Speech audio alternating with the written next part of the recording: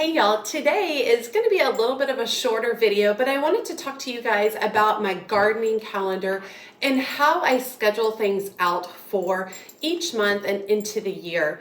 Gardening can be super overwhelming, especially if you're participating in things like YouTube, any other type of social media, because you're constantly seeing a whole bunch of different other gardeners going, hey, I'm doing this right now. You should be doing this, do this, do this. It's a whole lot of information coming at you at one time, and it can be pretty overwhelming. I feel the same way, and I'm a YouTube gardener. I, of course, watch lots of other gardeners online, on TikTok, on social media, on all kinds of aspects. And I'm constantly taking notes and like, hey, what are you doing here? What are you doing here? And so it can be a whole lot of information. So I wanted to show you how I compile that information and make it easier for myself to be able to understand what I need to achieve in my garden any given week, month, or year.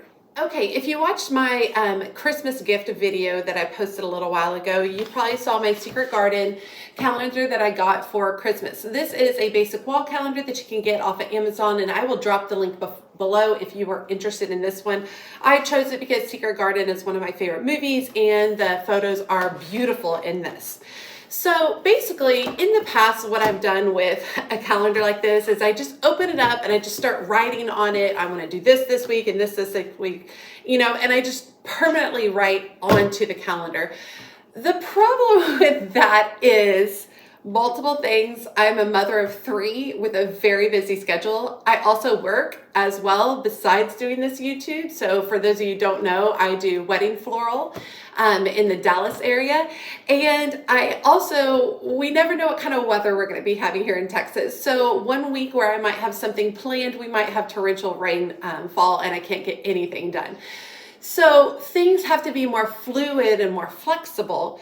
And then I'm not necessarily sure that I want to do something a particular week, right? It's hard to plan 6 weeks out and be like, I want to do that. And then I get to that week and I'm like, I don't really want to, So I want to show you guys the system that I've come up with to make my life a little bit easier. And I hope it'll be something that'll be easier for you guys as well. It starts with a wall calendar. Also starts with a set of Sharpies, but you can use whatever pens you want. I like pretty and I like rainbow, and so I have Sharpies. And then my other thing that is essential are these little bitty Post-it notes.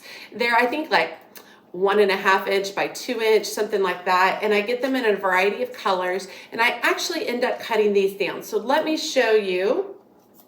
I end up cutting them down to a situation like this, where I have cut it into a square to fit the square that's within the calendar, and I've cut out the corner as well so that you can see the number on each individual date.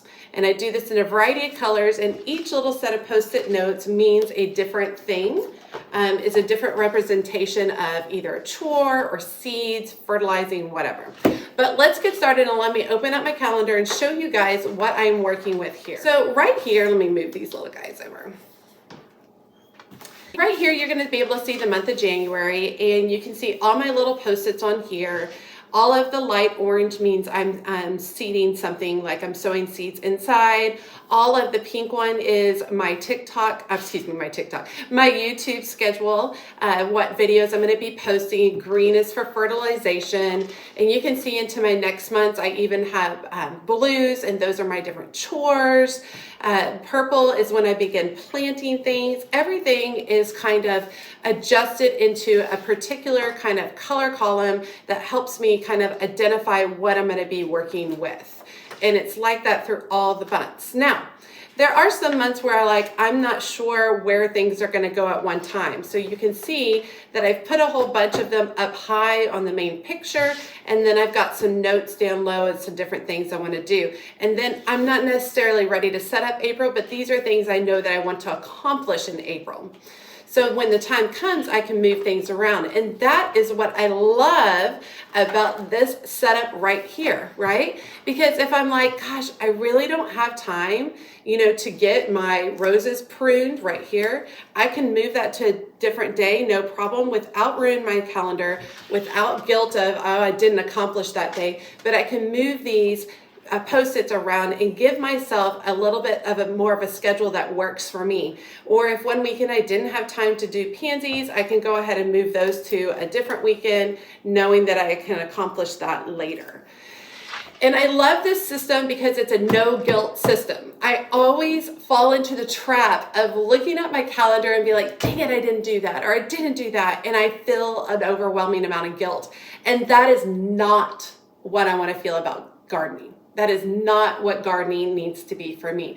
Gardening is a release. Gardening is peace. Gardening is joy. Gardening gives back to me. And so that guilt is a no. I don't want that. And so this system, while it might seem a little tedious, it works really, really well for me and makes me feel really good with the direction that I'm going each month. Now, does this calendar cover every single little thing that I'm going to be doing in my garden? No, because maybe like a lot of y'all, I step out in the garden and I start one particular chore or project, and then all of a sudden I discover, oh, this, and this need to be done, and I just go ahead and do it, all right? If I don't have time to do those, then I know I can come back to my calendar, I can fill out a Post-it note, and I can choose a day to accomplish that chore later on, right? Okay, so a lot of y'all are probably thinking, Amanda, don't have the time to do that situation. Y'all, I am telling you, this is way easier than you think. You get yourself some Post-its from Amazon, you measure, you cut it to size, it's no big deal, they don't have to be perfect, and then you just have a little box, and you literally, it's just like writing on any other day calendar or typing within your phone onto your calendar. Put this all together, your calendar, your pens, if you want beautiful rainbow pens like me, and your Post-it notes. Put them all together in one place. And when you're watching a show, you know, for me, it's the Great British Bake Off, you know, things like that, when you're watching a great show that you love, or I'm also currently watching a documentary on Egyptian history, you know, I might pull these out and I might work on my calendar a little bit. I never work like really far in advance. I mean, there might be a few things that I've tossed into May. You know that I need to direct sow my marigolds or my zinnias. I know I need to fertilize every month. I know in June I need to sew all my foxgloves, you know, whatever. There's a few things, but you can see that a lot of my future months are still all open, right? There's still a lot of time to work on them. January, you know, is looking good. This weekend, like today when I'm actually filming this is my go time for January. I've been taking a lot of time off, enjoying my family, helping everybody get back to school, all that good stuff. But now January 8th, it's go time. So you can see me setting all of this up. It really does not take as much time as you would absolutely think. It really also brings a lot of peace of mind regarding gardening and regarding also my YouTube channel. For those of you who are YouTube creators, content creators, it's a lot to figure out, what am I going to do? Like, what's my next video and things like that. And then you might schedule them and you might get to that day where you're supposed to, you know, go ahead and video that particular idea, and you might not be into it.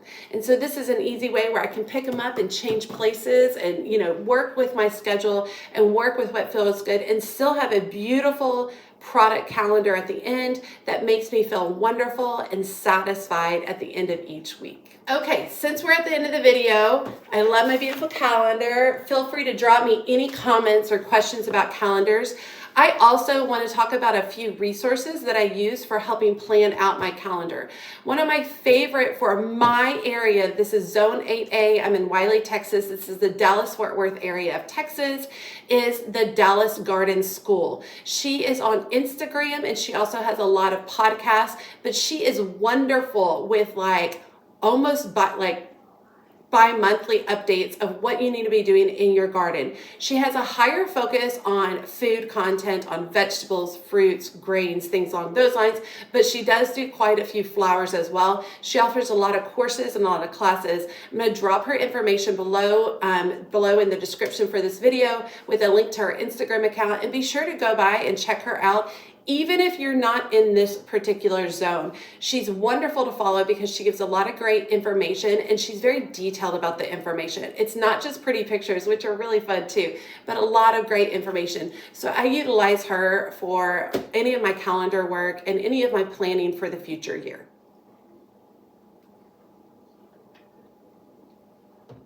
I also use several Facebook groups for my calendar planning. They are typically focused on my particular zone. Once again, Zone 8A in Wylie, Texas. And so I do like North Texas flower gardeners, North Texas gardeners. I follow a lot of them to see what they're doing and what everybody's working on as well. Social media is wonderful and awful at the same time. I'm sure you guys all know that. It's wonderful for the amount of knowledge that's available. It's awful for the amount of time it sucks out of my life because I love seeing what other people are doing. But don't let that time of seeing what other people are doing take away from your time of you actually doing it as well. So make sure that you are out there in your garden, that you're out there with your planner, that you're making plans, and that you're excited about this upcoming year.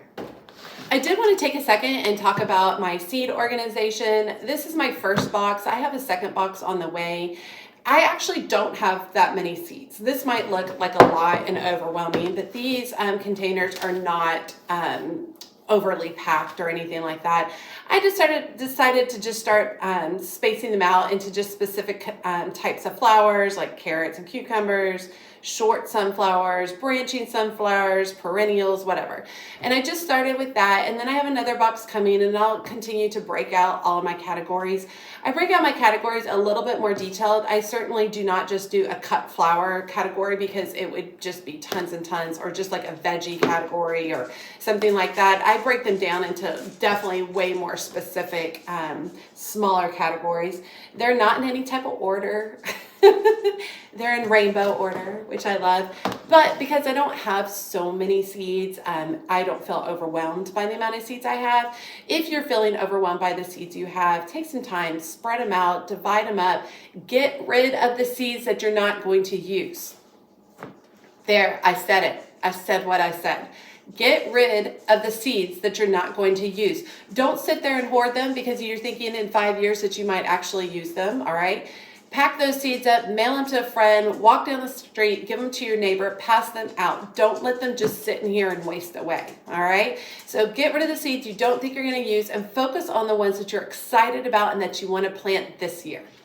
All right, thanks for joining me today about my calendar, my growing calendar. I'm not going to lie, I pretty much love it. Organization is something that I really do love in my life. I make a lot of lists specifically for work. I have a very detailed family calendar because I have 3 kids and they all have multiple activities. It takes a lot of time. And so having this for my gardening calendar and also for my YouTube schedule works really, really well. It makes my life a lot easier. I also love pretty. I love pretty. I love this hanging up by my desk. I love that I can look at it and feel good and I can see the pink or identify the blue and know that I have a chore coming up and then I need to work on that. I think that's great too.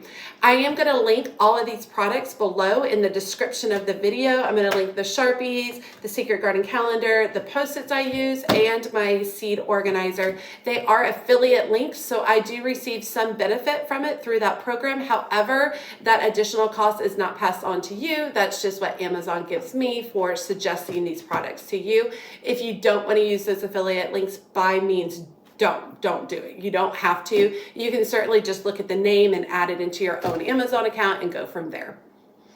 All right, you guys, if you have some genius way of scheduling all of your chores, seeds, planting, all of that on your calendar for each season, please tell me. Drop it below. Tell me what you're doing. Tell me your ideas. Tell me what's worked. Tell me what hasn't worked. I'm all for it. I want to know what's going on with you guys. These videos are not just about me just teaching, showing. I want to learn from you as well. So I'm always open to your information, your thoughts, and your perspective. Okay, as always, she's a mad gardener or decorator or anything else that she wants to be. Thanks, y'all.